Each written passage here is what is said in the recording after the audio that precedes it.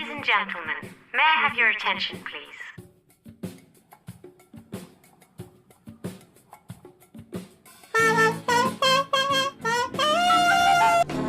You can go around the world and not find a better beer than Samuel Adams. Always a good decision.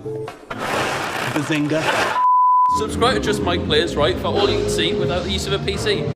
And welcome back to the channel. I hope you're all keeping well, and welcome back to episode 4, I believe this is, of my one New England save here on Football Manager 19 Touch. Now, as you can see, we're going to always be starting off the episode on that lovely finance screen purely because it just does not give anything away. As you can see, financially though at the moment, profit and loss not looking too good. Obviously, hemorrhaging at the moment, 86, but nearly 87k per month at the moment, but the balance overall is still quite good. Obviously, we've still got a little bit of income coming in from the sale, obviously, of Diana once that goes through. But talking about transfers, we have actually had a few transfers that have just got done before the close of the window, so we'll head over now and have a look at those. As you can see, we've got the 3 new transfers out this time around. Christian Machado just wasn't really going to feature in the squad at all.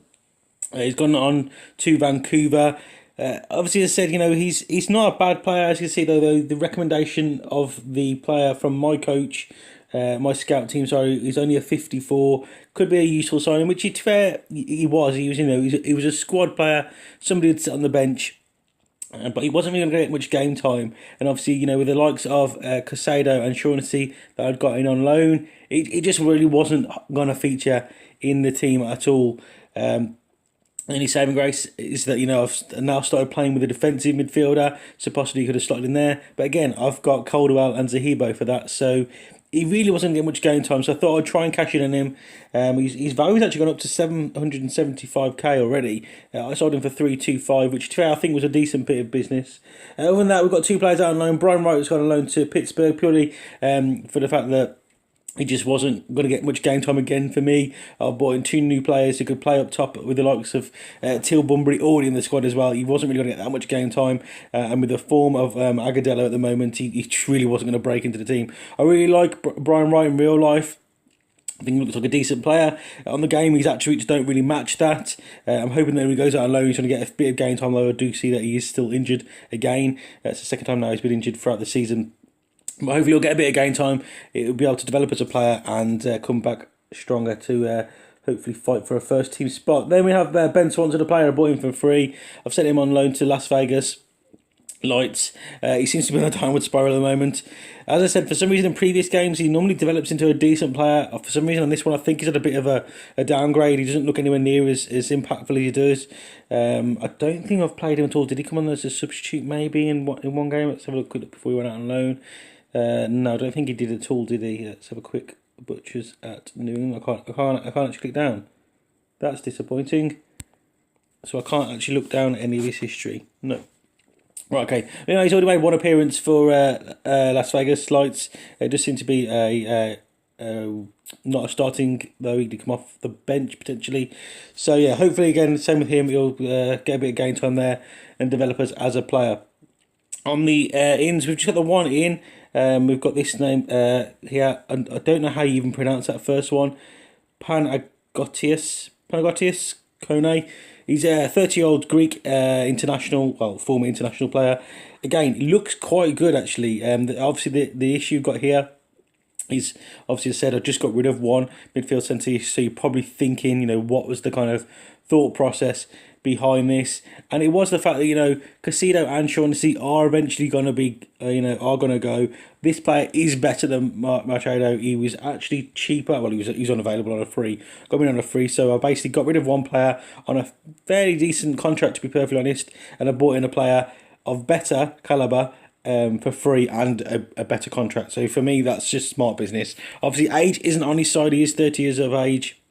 Again, I think it's just another good option. I think it is going to be, Rose is actually played really well in that position. I've kind of moaned in real life that Rose should be an attacking player, but in this save, for some reason, he's played really well, sitting in that slightly deeper role in the midfield central. But obviously he's got good versatility anyway, so it's good to have him on the pitch so I can move things around. If I haven't quite got what I need on the bench, he's absolutely perfect for that kind of thing. But yeah, As I said, this player is brought in purely at the moment just to, with that kind of foresight of the fact that, Ben Swanson might not be developing into the player that I want him to be. That does actually leave me quite short next season now. I've got rid of Machado. It just seemed quite a good business sense, as I said, though.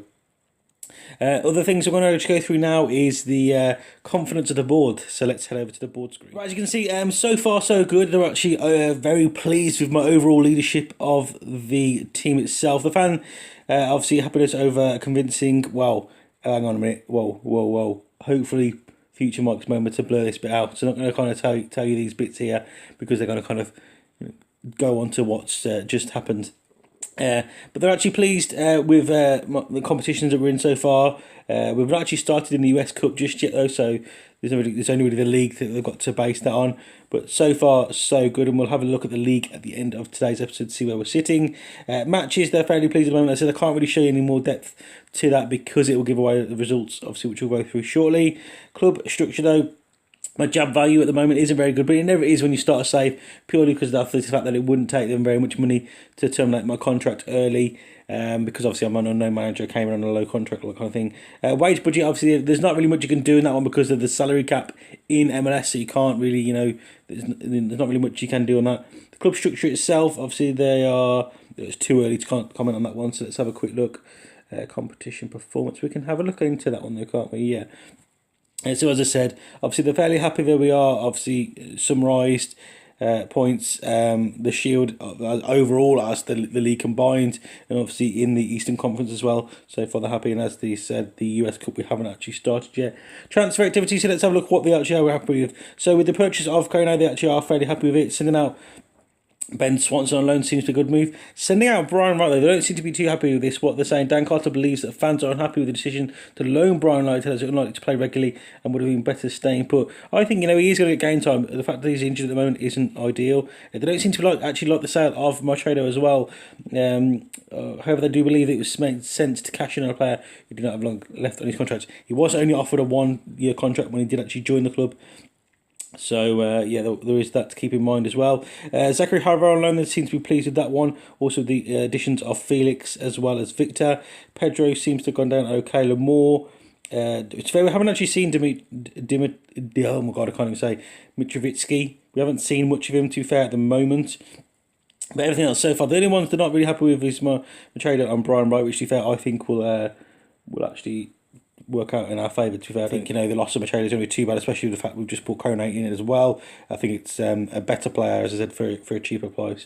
Let's have a look what they're saying on the club. Oh no, we've already gone through that one, haven't we? So we've already gone through all that. So now I suppose let's delve into the fixtures that I've played since we're last together. So since we last together, obviously in that 2-1 victory against Montreal, we have played against Dallas as well in a 4-0 very convincing game. This one for me was by far our best performance as a whole team. As you can see from the off, it actually looks like Dallas were the better team. 59% possession of the ball, 19 shots, 8 of those on target, which means that Matt Turner had, was fairly busy goalkeeper as well. But to be fair, perfectly honest, I didn't for 1 second feel slightly threatened by anything that they were having to do. Everything that we seemed to do on the day just clicked. As you can see, a brace from Juan Agudelo, an own goal of all things as well, and Diego Fundungas to wrap it all up. Just after the second half started, it was almost winning 3-0, came out firing in the second half, got that fourth goal, and then to be fair, I did ease off a little bit, so that's when they started to come back a little bit more into the game, and then I got a little bit worried, and I kind of put the pressure back on towards the end. And to be fair, thinking about it, if I kind of would have just kept the pressure in for the whole game, I don't know what would have happened, but at the same time, I could have potentially conceded. As you can see from the opposition's team, though, Figueroa not having the best game. Diego Fundungas picking up man of the match in that game for me. But yeah, it was a very, very good game all round. As you can see, everyone on my team just played really, really well. We then had a game against Columbus. One that actually, to be fair, I was fairly confident going into the fact that we beat him in pre-season. Fairly convincingly, I suppose you might say. 3-3 for this one. And this one, what disappointed me with this one is it was a complete collapse from the team. We were actually 2-0 up at one point, and then they grabbed a goal back, and then there was nothing really to worry about because we actually scored and we were 3-1 up going into half time. So I was fairly confident. As you can see, Fundungas, Rowe and Agudelo all getting on the score sheet. Going in at half time, 3-1 up, I was fairly confident, and I came out in the second half, and once again I was going into game management mode where I was thinking, I've got to make sure that players are staying fit. Players that potentially aren't playing to the kind of level that needs to be. We need to look at those and maybe address that. And then also, taking the foot off the gas a little bit and not having them doing that high press constantly and winning the ball back. That seemed to be going quite well until the 75th minute when we conceded a goal. And then I kind of thought, that was just a consolation goal. Surely, we should be able to see the game out. We wasn't playing too bad at this point. And then for some reason, I don't know what the hell happened. They just went into complete overdrive mode, and I couldn't stop it. I physically couldn't stop it. I pulled. I basically brought Anibaba on and basically went to a 5-man defence, and it just didn't work. I basically tried to park the bus, and that's one thing that I've noted from the New England Revolution, that's not their strength at all. Trying to park the bus, we do not play well when we try to go ultra defensive. It's not something that's in our nature, and it's not something that the players that I've got in the roster at the moment are capable of. So I need to basically press from the front and really just keep it going throughout the whole match, because us basically trying to defend a lead, it doesn't really work. It's not really something that clicks, and it's not part of the mentality of the team. So to come away with a point is very disappointing, but honestly, there was just nothing I could do. It was just an onslaught towards the end. We then got back to winning ways. So, to be fair, April was a very pleasing month for me as a manager. As you see there, 3 victories and a draw. A 2-0 victory over Sporting Kansas as well. Rounded off a good week. Lamore, the only player there, as you can see, playing. I don't know what happened to him, to be perfectly honest. Wasn't the best game for him. It's when I actually had to switch Callum Rowe back to left back eventually. Something that I didn't really want to do. Brandon By scoring his first goal of the season and of his career as a professional MLS player, as well as Juan Hacadelo, who's just absolutely firing for fun at the moment. This match, to be fair, was a really, really entertaining match. Sporting Kansas gave as good as they got, but just on the day, they just were not clinical. There was a lot of opportunities they had. To be fair, they got through one-on-one with the goalkeeper. They had a lot of opportunities when they actually went through one-on-one with the goalkeeper, and I did think at multiple points that Nemeth was going to come back to haunt us. As you can see, he had a very decent game, almost a point to prove in this match. He played a lot of balls in, and to be perfectly honest, he got through and broke the line of defence. He seemed to be playing as an inside forward, so he was actually playing up against Brandon By, who was playing on the left, but he was drifting in and causing Mancien a lot of issues. Mancien, to be fair, dealt with it okay and did a lot of right things, but the fact that we had to play Scotty Caldwell, he was playing as a half-back anyway, so he was kind of there to mop things up, but he was being dragged to kind of cover in for Johnny Russell coming in on the other side as well. So they actually ran a good game, to be fair. It was quite good, but to be fair, I managed to counter it in the end. The fact that we got that early goal kind of steadied any nerves, but they did really come back into it. But the fact that we got that goal in the 50th minute just really calmed things down. And then I didn't go into ultra defensive mode. I just carried on as we were normal. I went into balanced, and we managed to see the game out. Then we had one game this month because I didn't want to bring another live comment of Montreal. It was a 1-1 draw. Again, this match for me, there was big disappointment to this match because coming off the back of that last performance, where it was fairly sound, everyone playing well. This match for me was slightly disappointing. Scotty Caldwell picked up player of the match purely because he had the most to do, I think, for this match. He was absolutely everywhere in the game. Obviously, he grabbed a goal, which helped him. But the fact, even without that goal, I think he would have definitely been my player of the match from my part. As you can see, though, Parks had a really good game on their spot. He was just pulling strings left, right and centre. But to be fair, I think the battle between them two was really, really good. It was really key to the match. Parks, as I said, did have a good game. I think the only reason why his rating was slightly higher is because of that assist, though. Other than that, but he was playing some decent passing. But Caldwell, I think, was equal to that on the day. Matt Turner was in fine form. It's fair, on another occasion, this probably would have been a loss. But the fact that our game plan worked out this time round and we didn't kind of collapse was key. But it was slightly disappointing in the fact that we weren't more of a threat towards them. I don't think at any point in the game we looked like we would actually win this game. Even when we won 1-0 up, that was against the run of play. We caught them on a really good counter, and to be fair, it was an absolute banging goal. If I can't remember if I remember to record the clip of this one or not. I don't think I did. No, I remember at the time thinking I wish I was recording, because that goal from, I wish you could watch the goals back. I wish you could save the game or something and watch the goals back on touch. It's just really annoying that you can't do that. But it was an absolute banging goal from Scotty Caldwell. And at the end of the day, for this one, I was pretty happy with it, 8 points all round. Right, before we get into today's action, I'm going to have a quick look at my manager profile. There's something that I haven't done in the save so far, and something I do definitely wish to revisit as this save progresses. As you see at the moment, I'm at a 2 and a tiny little bit of a start, so 2 and a quarter start at the moment. Media handling, which to be fair, don't really do that much in this game, is okay at the moment. Tactical consistency is pretty good. Hands-on approach is okay. Managing finances, I seem to be having a good, grasp of that at the moment. Handling team discipline is good. Loyalty to players, I can't really obviously judge me on that at the moment. And domestic player base is okay. As we think we've got majority Americans, I suppose you could say. But with that kind of rule abolished, I suppose we have got more foreign players than you actually normally are allowed in an MLS team. So as you can see, 9 games played, a goal difference of 6 in those games, 22% loss ratio, 22% drawn ratio, and a 56% win ratio. Highest fee spent is 200k. Total career earnings, I've already heard myself, £170,000. No leagues, no cups, no promotions. No, well, I'm not going to get any promotions or relegations, am I? But overall, not too bad indeed. As you can see, I was appointed the manager of New England Revolution in 2019. That's all I've done so far. Let's have a look at this career stats. Oh, it's all that kind of good stuff there. So nothing massive at the moment. Obviously, with highest fee received there for Christian Marchedo, it's probably pronounced. But yeah, we'll have a quick look back through this as obviously the save progresses, and hopefully I'll develop into a pretty decent manager. We've all come here to see the game as the New England Revolution take on Toronto SC at Gillette Stadium. But before we get into the action, just a few words from today's sponsor.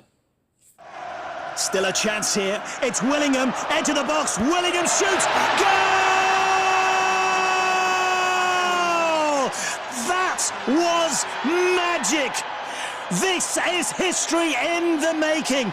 Sweet dreams, nighty night. Willingham tucks it in and puts the championship to bed. No one ever saw this coming. As long as soccer players celebrate with a slide, you can count on Geico saving folks money. 15 minutes could save you 15% or more on car insurance. Pressure! What pressure? Willingham slotting it home.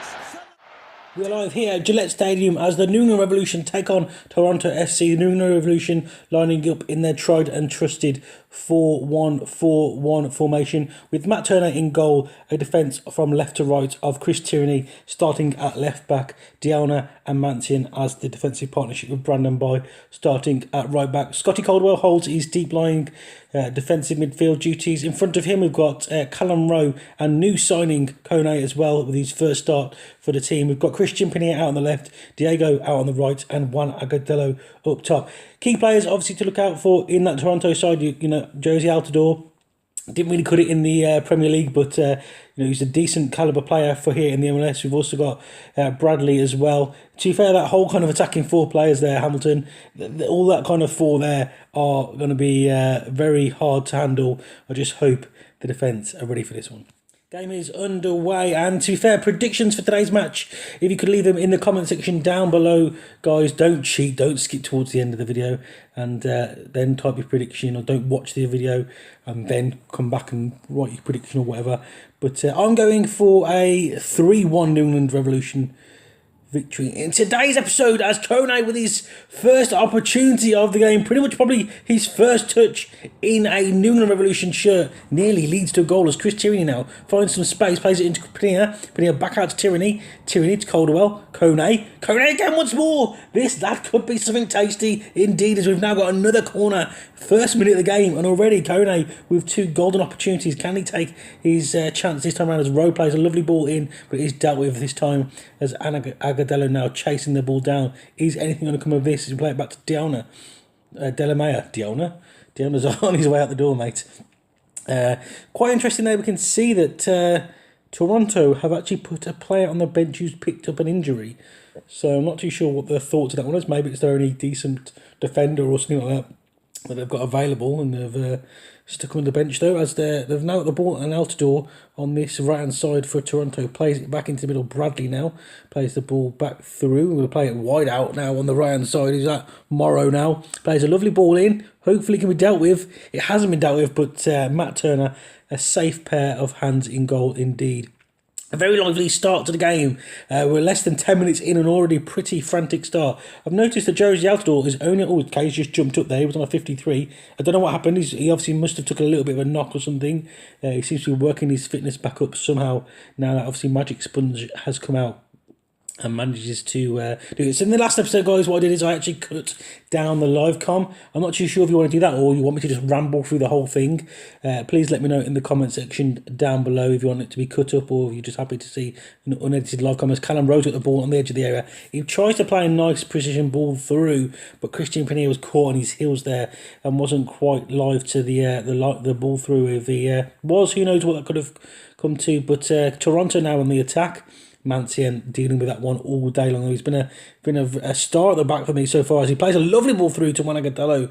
Looked like he's being held back there by the defender, but the referee and on the Revolution players are saying anything, so it must have just been biased from my side as Morono out on the left hand side plays the ball into the middle. He's found the ball back once more. He's going to play a ball into the box. He does. Can New England deal with it? They've got, look how many players they've got forward though. Van der Wiel, oh my god, what a strike! I was just about to say, look how many players they've got forward, and they had players on the wings as well.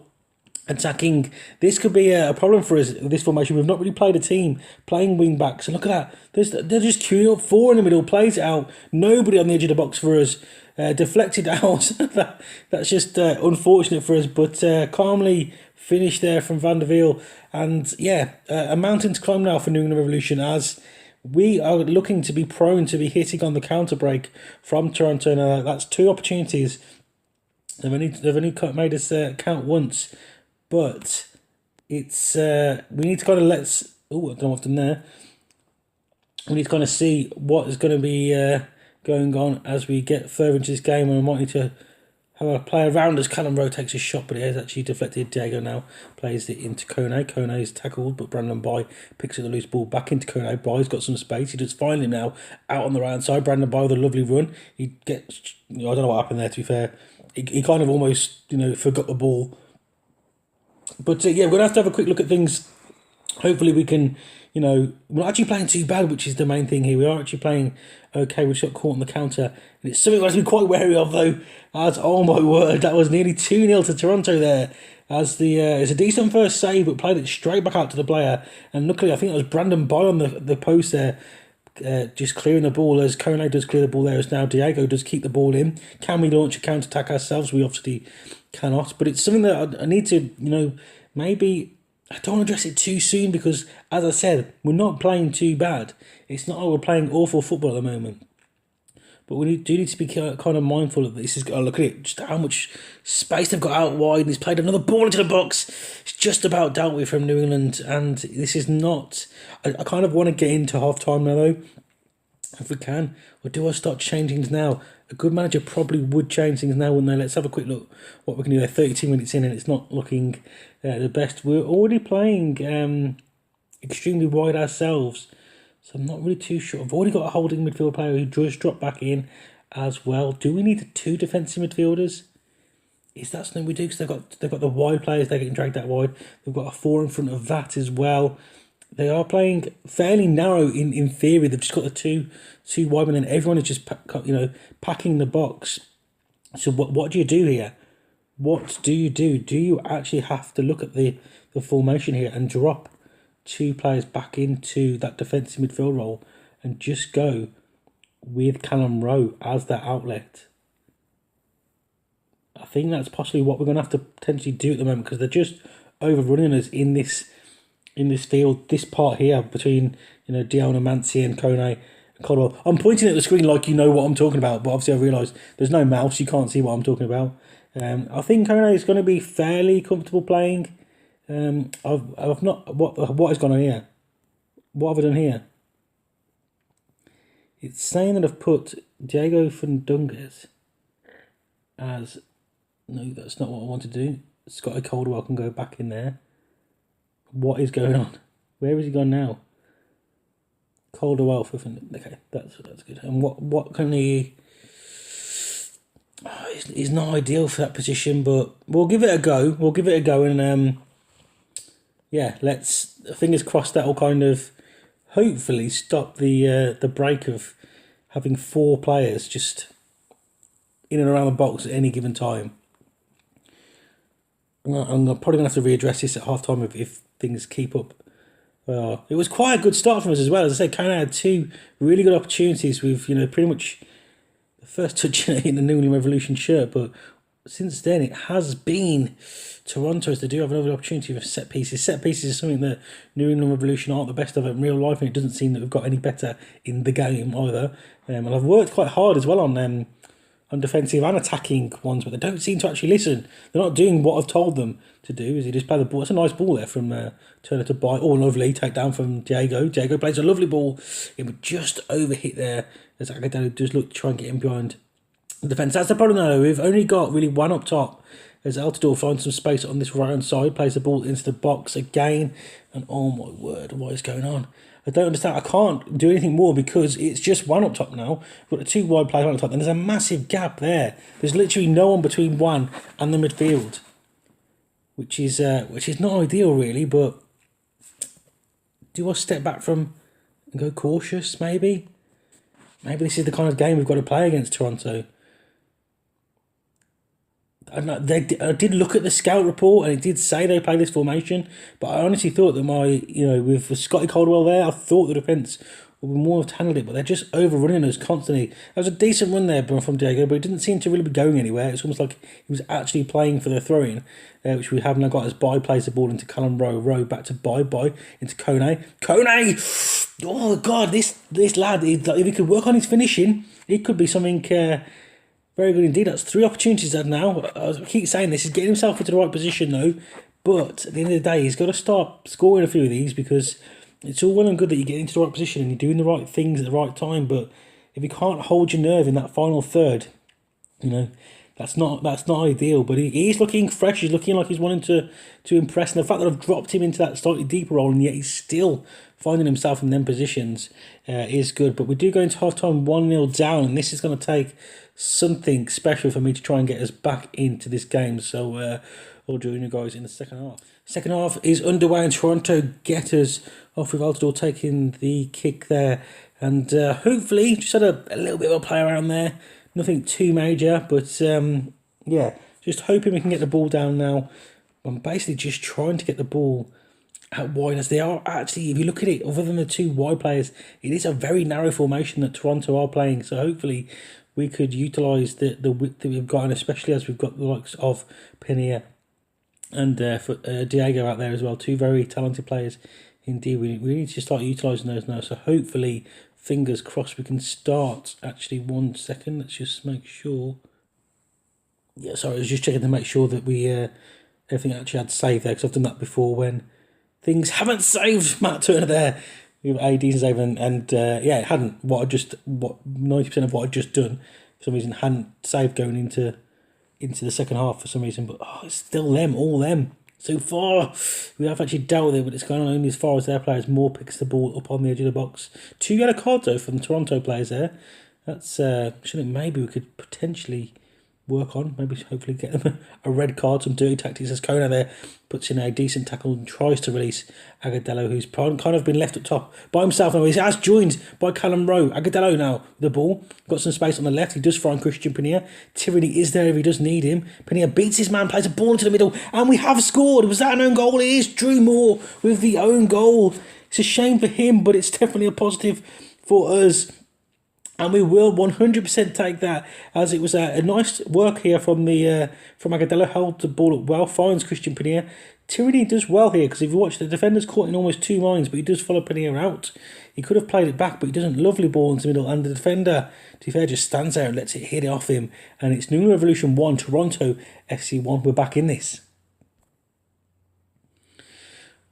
Oh, what have I done here? They're not too sure as Toronto take kick-off here. We are back in the game, but Still not convinced, to be fair, if we can sneak them on Tyranny's on a yellow card here as well. I didn't notice that, but he does clear the ball, but it's come straight back to us. Hamilton now with the ball. Look at that, he's not even going back. Diego, you've got to track your runners. You can't just let your man run like that. Oh, that's Scotty Caldwell. I think that was Caldwell there with a last second ditch tackle there as the player hit the trigger, but that was squeaky bun time that was there. Bodies flying everywhere, and I honestly thought we'd give away a penalty at 1 second as the second corner now does come in. It's going to be Guzman to take this one. Plays to the back post this time. Is that another one? No, it's goal kick. I thought Matt Turner might have got a... See, you can't sometimes tell if the goalkeeper's got a hand to things. Sometimes he did make a decent attempt to dive across the goal, so I thought he was at least getting a hand to that, but it obviously come to nothing. I think I'm going to have to bring on some substitutions. Diego, to be fair, has really, really pissed me off then with his half-arsed, well, not even half-arsed, he didn't even attempt to get back and mark his man there, which has really, really annoyed me. To be fair, Callum Rowe's not had the best game. I have slotted him into that kind of more attacking role behind the striker, but he's not really got a foothold in the game today. He's been pretty consistent for me so far, but none of the front three, to be fair, have able to do anything. Juan Agadella's having a very quiet game. He's having a very tough game. He's trying to get the ball forward, but he's having to hold it up a lot, and it's not really working. As we do play the ball into the back post, and Kone once more getting an opportunity. It's on target. That is one positive. He is getting all these on target, but it is straight at the goalkeeper for the fourth time now as Bradley picks up the ball over top, but it is actually dealt with the GOAT of the team, Christian Tyranny. Some may disagree, but he is a bit of a legend. As Agudelo is through, his confidence is shot, I feel, at the moment. Agudelo should be burying those. He was through. He had time, space. He's not the slowest of players either, as Chris Tyranny now delivers the ball out to Agudelo on the edge of the box. It's won by Agudelo. Aiken, he's pushed it towards goal there, but we've been given offside, even though I don't think the player even went for the ball, which was... But that was decent. We are starting to slowly get back into the game now, and I could go here attacking to try and steal the game, but I think I'm going to leave it for a bit. We're playing okay on cautious at the moment, and leave it for a bit. And then maybe around the 80th minute, in the last 10 minutes, we might go attacking, see if we can steal the win from Toronto. And again, they probably deserve to win, if I'm being perfectly honest. But at the moment, we've got a point on the board, which is something I'm more than happy to take at the moment in time, because we definitely don't seem like we're probably the team that deserve to be taking a point away from this. And it took his own goal as well, of all things, to get us back in that, as we are now going very close to... They're looking for... Yeah, well, I know they're looking for overlaps. I could have told you that. Okay, fine. We'll go a little bit more direct to see if that's going to help, but I don't think... I don't know. Maybe it could do, I suppose, as I am going to now just go attacking indirect. Let's see. Can we grab a goal to grab all 3 points and steal it here? Because we don't deserve to get anything from this game at all. I am going to be brutally honest, but we could potentially... I'm actually going to bring off one for... Or maybe Christian can... Anyone who can play in that position there. Yeah, so actually we'll put Victor on the left, and we'll actually swap Victor and Dimitri over, because that makes more sense in my head. And we've got a very young attacking line behind Juan Agudelo now. Okay, yeah, that's fine. He's off a little bit, man, so we don't want any red cards. Victor now on the ball, plays a long searching direct ball over top. And Agudelo just nowhere near that there. That's the only problem when you play long ball sometimes. Although, to be fair, it has worked on numerous occasions for us, as Brandon Boy tries it now. And Agudelo has been found. Lovely take there from Agudelo. He's got some support now. Dimitri,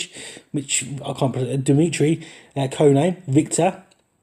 Into Chris Tyranny. Tyranny finds himself. I don't know what is he doing there, but that's what happens. To be fair, it's very true to Chris Tyranny in real life. You do find him sometimes popping up. Well, he went really ball because... He's retired. Chris Tyranny, why? But yeah, in his time during the Revolution, you would find himself in that central role sometimes, which is very true to what happened there, as he does whip a lovely ball in, but unfortunately no one gambling at the back post there, and Bono, of all people, saving the opportunity there for a last-minute Revolution goal. Although we've still got a few minutes left, Tyranny now plays the ball. Just seem to be us all in ascendancy now. And the ball just being ping-ponged around as Scotty Caldwell does take the ball back now and plays it all the way back to Matt Turner. We've got about a minute left, minute and a half left. Now, can anything come from this as we are, as I said, we do look like a team that potentially could grab something from this now, as we do find Dimitri.